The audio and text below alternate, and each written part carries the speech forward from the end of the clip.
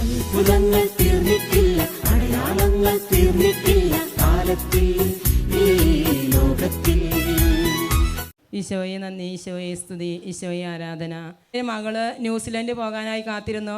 1 വർഷത്തിന് മുകളിലായി അവൾ IELTS എഴുതി, OET എഴുതി, എന്നിട്ട് അവൾക്ക് പോകാൻ സാധിക്കുന്നുണ്ടായിരുന്നില്ല. പക്ഷേ പ്രാർത്ഥിച്ചതിന് ഫലമായിട്ട് ഞാൻ രാത്രി അച്ഛൻ പറയും 3:30 പ്രാർത്ഥിക്കുന്നു. പക്ഷേ എനിക്ക് പ്രാർത്ഥിക്കും ഭയങ്കര ബുദ്ധിമുട്ടാണ്, എനിക്ക് ഭയങ്കര ക്ഷീണമായിരുന്നു. എന്നാലും ഞാൻ പ്രാർത്ഥിക്കണം. അഗ്നിയിൽ ഉരുകാത്തത് അരുണോദയത്തിൽ ഉരുകുമെന്ന അച്ഛൻ്റെ വാക്യം ഞാൻ ഇടയ്ക്കിടയ്ക്ക് ഓർത്തുകൊണ്ട് ഇത്തിരി കഷ്ടപ്പാടായിരുന്നു. എന്നാലും ഞാൻ എണീറ്റ് 3:30 പ്രാർത്ഥിക്കും. അതുപോലെ തന്നെ ഇവിടെ മധ്യസ്ഥ പ്രാർത്ഥന ഗ്രൂപ്പിൻ്റെ ബുക്ക് എന്നും പ്രാർത്ഥിക്കാറുണ്ട്. ഞാൻ 3:30 കുരിശിൻ്റെ വഴി ദിവസം ചെല്ലാൻ തുടങ്ങി.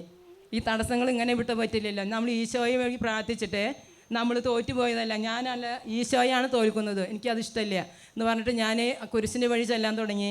അതുപോലെ ഈശോയുടെ 15 മുറിവുകളുടെ പ്രാർത്ഥന, സിസ്റ്റർ ബ്രിജിത്തിൻ്റെ പ്രാർത്ഥന, അതുപോലെ തന്നെ വിശുദ്ധ പാട്രിക്കിൻ്റെ മാർച്ചട്ട സംരക്ഷണ പ്രാർത്ഥന, മിഖായേൽ മാലാഖയുടെ പ്രാർത്ഥന, കുരുക്കുകൾ അഴിക്കുന്ന പ്രാർത്ഥന, എല്ലാ പ്രാർത്ഥനകളും ഞാൻ ദൈവമേ നീ എനിക്കൊരു വഴി കാണിച്ചു തരണം, ഞാൻ നിന്നിൽ മാത്രമേ വിശ്വസിക്കുന്നുള്ളൂ, വേറെ ആരുടെ മനുഷ്യന് സഹായം വ്യർത്ഥമാണ് എന്ന് വിശ്വസിച്ചുകൊണ്ട് ഞാൻ നിരന്തരമായി പ്രാർത്ഥിച്ചു.